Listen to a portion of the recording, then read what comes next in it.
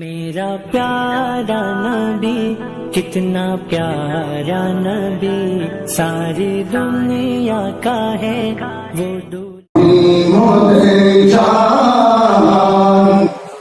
নবী মোদের প্রাণ নবী মোদের জান নবী মোদের প্রাণ নবীর প্রতি মাওলা খোদা ইয়া রাসূলুল্লাহ আপনার কৃপার দয়াটা আমাদের দিকে তাকান সুবহানাল্লাহ। দুইজনের মধ্যে উদ্দেশ্য হয় দুইটি। এরা বলেন আব্দুল্লাহ ইবনে মুহাম্মদ রায়না হে রাকাম হে পাগল নাউজুবিল্লাহ বলেন। তখন আমার আল্লাহ বলেন ও মক্কার মানুষ তোমরা যে শব্দ দিয়ে কাফেররা ডাকে সেই শব্দ দিয়ে তোমরা আমার হাবিবকে দেখো না। আমি আজকে এদিকে বলে দিলাম সুবহানাল্লাহ। রাসূল আপনি আমাদের দিকে কৃপার দৃষ্টি দিয়ে দেখেন সুবহানাল্লাহ বলবেন না। এখন মৌলা এসে মিডিয়ায় এসে টিভির পর্দায় এসে আমার রাসূল ভবিষ্যৎবাণী করতে গিয়ে বলেন এমন একটা যুগ আসবে যে যুগের সুন্দর করে সহি করে কোরআন তেলাওয়াত করবে, যে তেলাওয়াত শুনলে তোমাদের অন্তর শীতল হয়ে যাবে, যে তেলাওয়াত শুনলে তোমাদের অন্তরের মধ্যে নাড়াচাড়া শুরু হবে, যে তেলাওয়াত দেখে মনে হবে তোমাদের অতীতের তেলাওয়াত কিছু হয়নি। কিন্তু আমার রাসূল বলে ওদের থেকে তোমরা ওদের থেকে তোমরা সাবধান। আপনার দরুদ শরীফ, আপনার জোহর নামাজ, আপনার তাহাজ্জুদ নামাজ, আপনি যা কিছু করেন ওই সমস্ত বিষয়ের মধ্যে একটি মাত্র উদ্দেশ্য রাখতে হবে আল্লাহর এবং রাসূলের সন্তুষ্টি। সুবহানাল্লাহ। কার সন্তুষ্টি? আল্লাহ এবং রাসূলের সন্তুষ্টি। আপনি আল্লাহকে রাজি করলেন কিন্তু রাসূল আপনার কাজে খুশি নেই, তাহলে আল্লাহ বলেন সেই দিকে আমিও তাকাই, সেই আমল আমার কোনো দরকার নাই, সেই ব্যক্তির নামাজ আমার দরকার নেই, রোজা আমার দরকার নেই, হজ আমার দরকার নেই, যাকাত আমার দরকার নেই, তাহাজ্জুদ আমার দরকার নেই, জুমার নামাজ আমার দরকার নেই, সালাতুল আমার দরকার নেই, সালাতুল দুহা আমার দরকার নেই, সালাতুল ইশরাক আমার দরকার নেই, কিন্তু ঈমান আমার দরকার নেই, ওয়াহাই মুসলিম ওয়া তুমি জিজ্ঞাসা ঠিক নামাজ আমার দরকার। শুধু এইরকম নয়, আরো বললো নবী নাকি ওহির ভয়ে 3 বার আত্মহত্যা করতে চেয়েছে।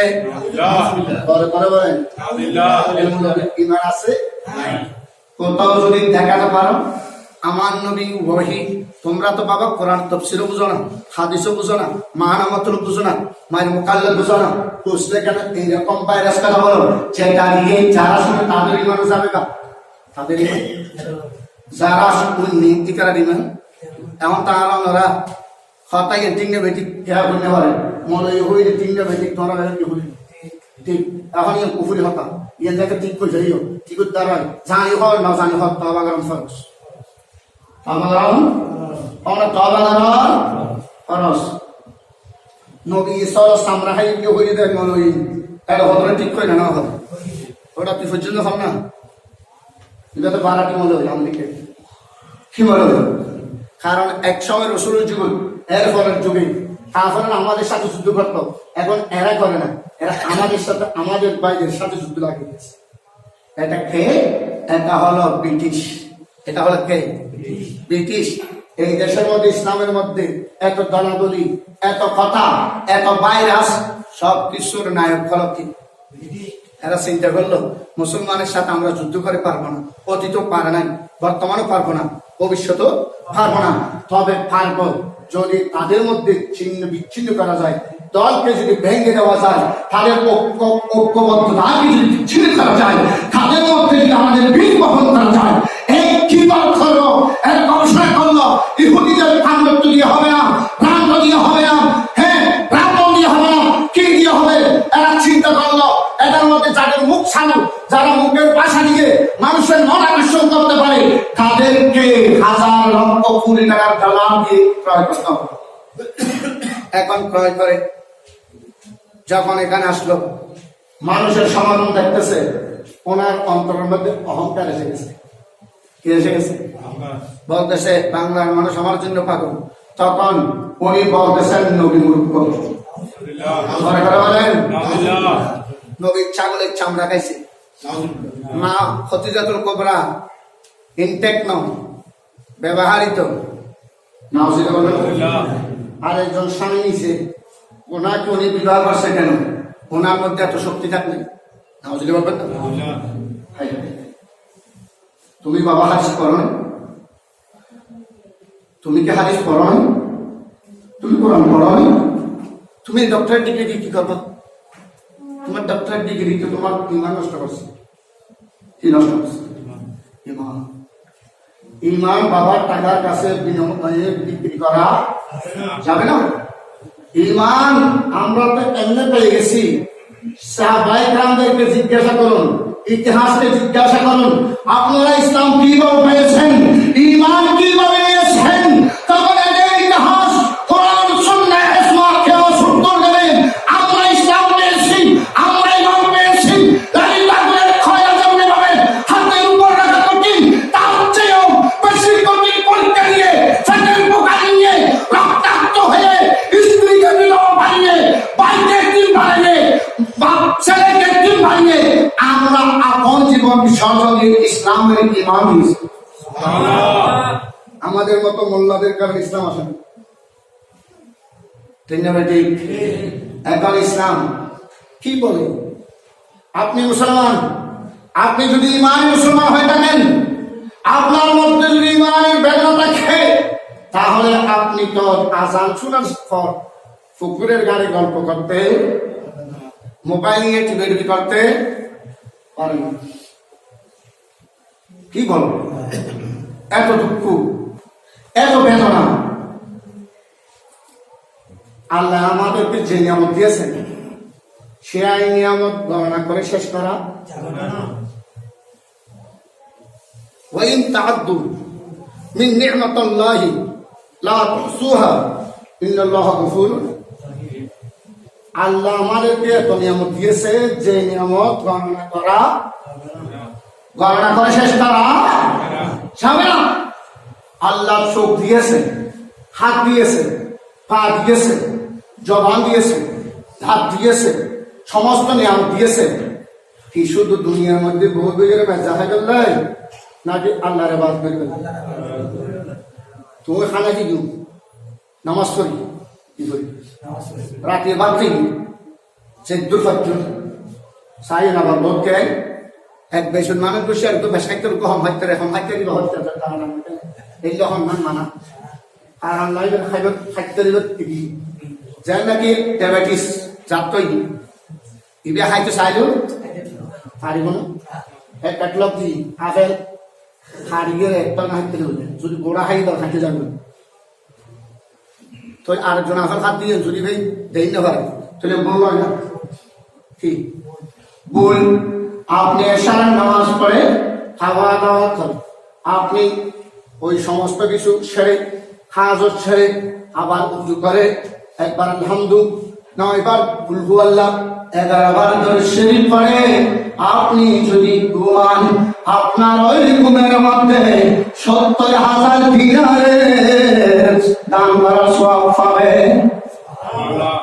এবং তা তো শেষ নয়, আপনার খানা ইবাদত হয়ে যাবে যখন আপনি বলবেন আমি আগেবারে ঘুমাই যাব, তাহাজ্জুদের নামাজ পড়ব।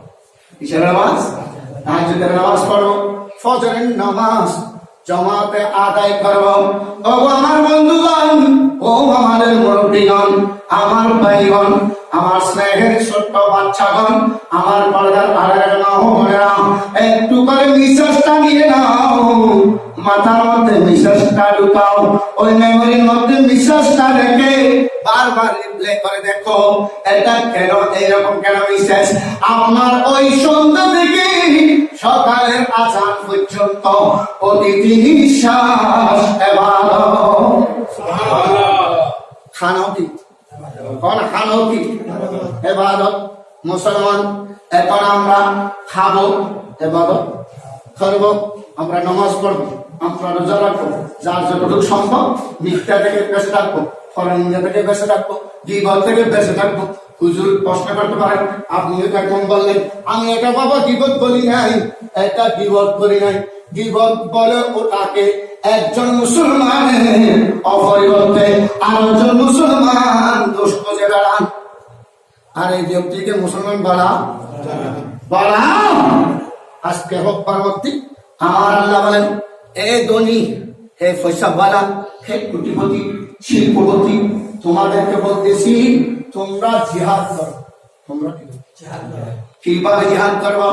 আমার নবী বলেন তোমরা জিহাদ করো তোমার আত্মার বিরুদ্ধে, তোমরা জিহাদ করো কাফের এবং মুনাফিকের বিরুদ্ধে, শয়তানের বিরুদ্ধে, নফসের বিরুদ্ধে। ওই সমস্ত মুনাফিক এরা পাগড়ি পরে, টুপি পরে। আপনারা সবাই জানতে পারবেন গত শুক্রবার সৌদি আরবের মধ্যে রাষ্ট্রীয়ভাবে আমাদের দেশের জাতিকে নিষিদ্ধ করেছে। আমল ছাড়া কোরআন হাদিস ফজাইলে আমল ইবের মধ্যে মনতে গেলে সমস্ত আমল আসতে হবে। এখানে আমল আছে শুধু এদের মানুষ বানান। অনেকদিন পর হলো সৌদি আরব, কুয়েত, ইমারত, কাতার এই বিভিন্ন রাষ্ট্রের মধ্যে তাদেরকে এখন রাষ্ট্রীয়ভাবে নিষিদ্ধ করা হলো, কারণ সবচেয়ে জঘন্যতম বেদাত, সবচেয়ে জঘন্যতম বেদাত। কারণ এরা ইতিহাস তুলে ধরলো। আমি বলতে চাই যে সমস্ত মানুষ আপনার কাছে ইসলামের বেশভূষা নিয়ে এসে আপনাকে ঈমান দেওয়ার সিঁড়ি নিয়ে যাবে, ওই সমস্ত মুনাফিক থেকে নিজের ঈমান রক্ষা করা ফরজ। যারা দুর্বল তাদেরকে বলতেছেন তোমরা তোমাদের নফসের সাথে জিহাদ করো। কিসের সাথে? নফসের সাথে। নফসটা কি? মান আরাফা নফসা ওয়া মান আরাফা রাব্বাহু। আমার আল্লাহ বলে, নবী বলে, ওই ব্যক্তি জিহাদে সফল যে ব্যক্তি নিজের আত্মার সাথে জিহাদ করে সফল হয়েছে। আপনি মসজিদ আসলেন, আপনার অন্তরের মধ্যে আস্তে আস্তে কুমন্ত্রণা দিচ্ছেন, এখানে একটু কোনখানে বসে থাকছো, চলে যাও, বন্ধু চলে যাচ্ছে না, খাওয়া কমে যাবে, ম্যাচ জান হারা সব ফলে হারা যাবেন, হারা দুই হাত ফলে যাবেন, হুজুর সালাম ফিরে গেলে তো দুজন খাওয়ানো না খাওয়ানো হাত দেন কুল রসুল বইলেন আউযু বিরাব্বিন নাস, মানুষের স্রষ্টার হাসায় ফানাসায় ওই শতাংশ মিন শাররিল ওয়াসওয়াসিল, জীবে মানুষের অন্তরের মধ্যে কি দেয়? ওয়াসওয়াসা দেয়, কুমন্ত্রণা দেয়। যেন নাকি অনেক ভাই অনেক তোমার ডিসিশন এখন অনেক বাংলাদেশের ডিসিশন ছুটি অনেক ভিতরে লাগে দেয়, তখন হয় যাতে যাতে খেয়ে আসা নেই। হাই হাই 2-3 দিন আগে ঘটনা হাঁটাজারি পৌরসভা নিজের তেল 1 নম্বর বড় আপন ছোট ভাই আপন বড় ভাই সাদত তুলি যাবে সম্বাদিকে বই 1 মাসের মতো হাঁটাজারি 3 দিন ঐতিহ্য ঘটনা। একখান স্ত্রীর আলো স্বামী কোন, ছেলের কাছে বাবা কোন, ছোট ভাইয়ের কাছে বড় ভাই কোন। আমি এই কথাটা দেখে আমার একটা অন্তরের মধ্যে ধারণা শিখলে আমার নবী বলতেছেন কিয়ামতের পূর্বে কোন খারাপি বেড়ে যাবে এবং নারীরা বেপরদা হয়ে রাস্তায় ঘুরাফেরা করবে, পুরুষের চেয়েও নারীর সমাগম বেশি হবে।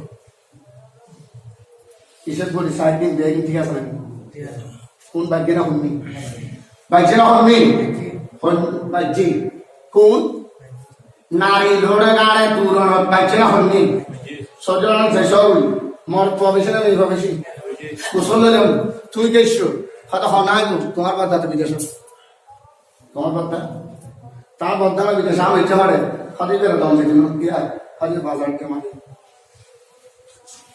তাহলে তুই বাজারের বাহানা দি আজ গিয়ে বাজার যাই ইজ্জত সম্মান শেষ করে না পারিস। এমন এমন ঘটনা আছে পরের লোভে পরে আপন সোনামণি সন্তানকে ঘরের দুলনায় রেখে 8 জন সাথে পালিয়ে যাচ্ছে। হাসানানি এরকম আর নিজের আরো বাঁচতে গেলে বাঁচা তোমার হলি জিজ্ঞেস স্বামী কি ব্যথা শক্ত হল এবার কি বলবো ইমান দিতাম নয় কিনিয়ম জানবে যখন কিনিয়ম প্রয়োজনে জীবন দেব কিন্তু ইমান দেব না। এখন আমরা ইমান কি চিনি না, ইমান কি বুঝি না।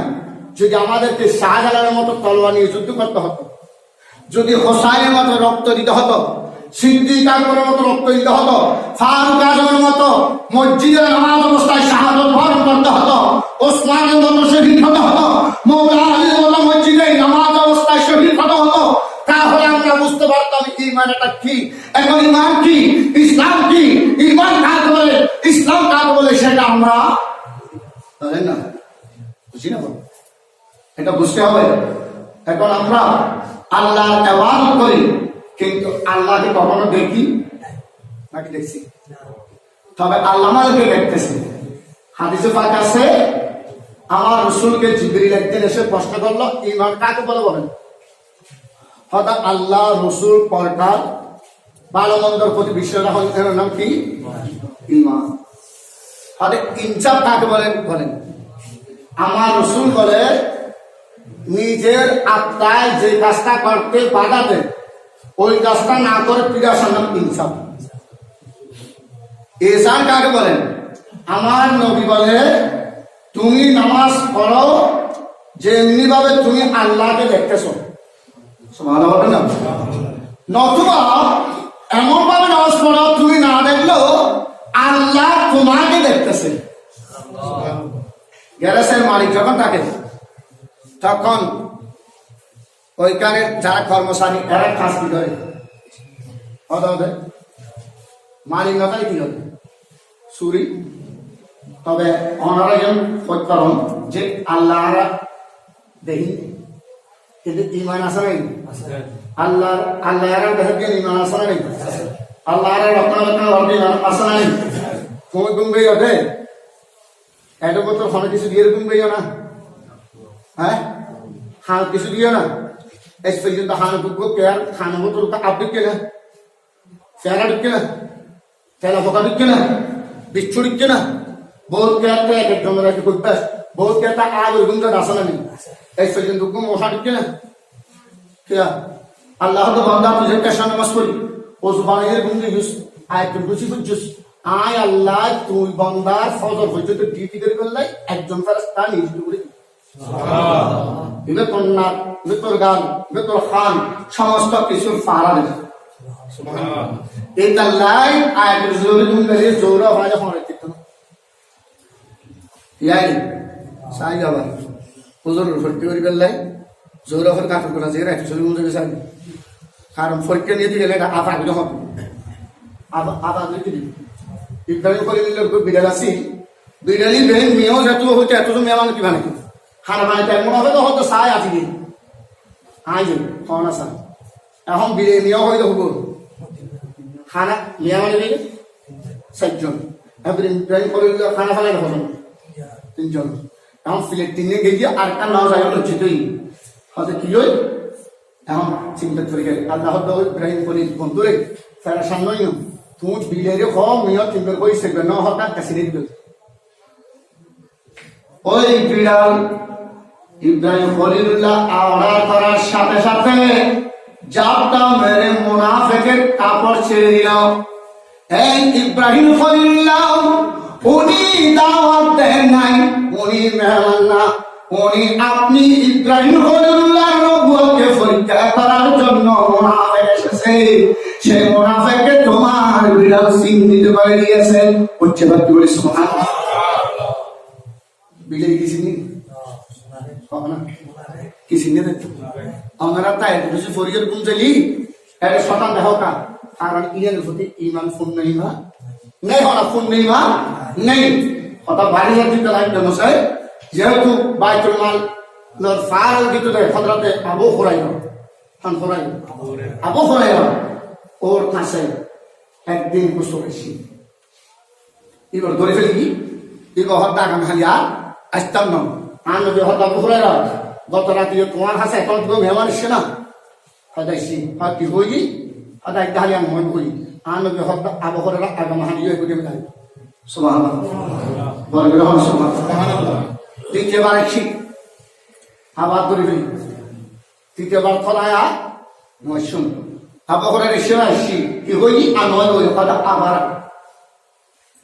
আবার যাতে আপনার জানা সারা এখন সন্তানি বের হতে সদায় তোমার আমি বসে শিখে দিলাম তোমার তো ঘুমাতে হতো নয় যে দোয়া পড়লি আল্লাহর ফকতুন জানার মালরে হেফাজত করবে হদে দেখি হদে বলতে আয়াতুল কুরসি আয়াতুল কুরসি ইগো ফরিয়ে যদি তুই গুমজ তোমার জান মাল হেফাজত করবে আল্লাহর ফকতুন ফাইস্তা সুবহানাল্লাহ আর নবী হদা বলে আইসামা হদাইছি হদকো হদে রাসূলুল্লাহ সাল্লাল্লাহু আলাইহি হত্যা হদি ভাই আর বেশি হই এই সিমো হইলে বলা আর তোর ঘুমোটা হইতো না মারো সুরি হইতো না হদি দেখি আল্লাহু লা ইলাহা ইল্লা হুয়া হাইয়ুল কাইয়্যুম হদা বকরে রে কাজ করলো শিখেনি সুবহানাল্লাহ মুসলমান ঈমান বাজি রাখতে ঈমান ওর যত্ন চলে চতুর পাশে ইসলামের আঘাত চলে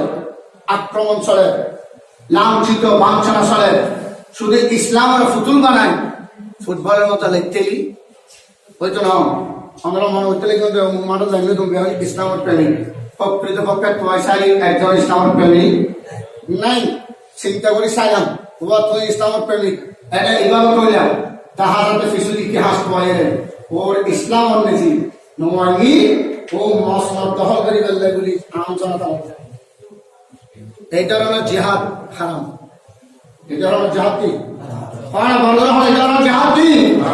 যে জিহাদ আরেকজনের ক্ষমতা তুলনামায় আয় ক্ষমতার দস্যু আম জনতা মারান লামাইও আয় দলের বই দেখতু বিধবা বানাই হইলেন নারীর বহুরে ফোয়ালে বানাই হইল এই ধরনের হুঙ্কার জিহাদ ইসলাম দিলেন জায়েজ নেই কেননা আপনার উদ্দেশ্য থাকতে হবে যত পর্যন্ত বাংলার ঘরে ঘরে কোরআন সুন্নাহ চলমান পৌঁছবে না ততক্ষণ পর্যন্ত আমরা লড়তে থাকবো তখন আপনার জিহাদটা জায়েজ আপনার জিহাদ কি জায়েজ বাবারে এখন টাকার বিনিময়ে জিহাদ না কিসের বিনিময় বলেন না কিসের বিনিময় টাকার বিনিময় ওই টাকা দিয়ে বারে কি করে জিহাদ নাই আমরা অনেক স্লোগান শুনেছি আমি 92 থেকে অনেক স্লোগান শুনেছি এখনো শুনতেছি 80 টাকা আরো শুনবো কিন্তু স্লোগানের অভাব হবে না কিন্তু ঈমানওয়ালা মুসলমান অভাব হবে সালাউদ্দিন আইবির মতো সন্তান শাহজালালের মতো সন্তান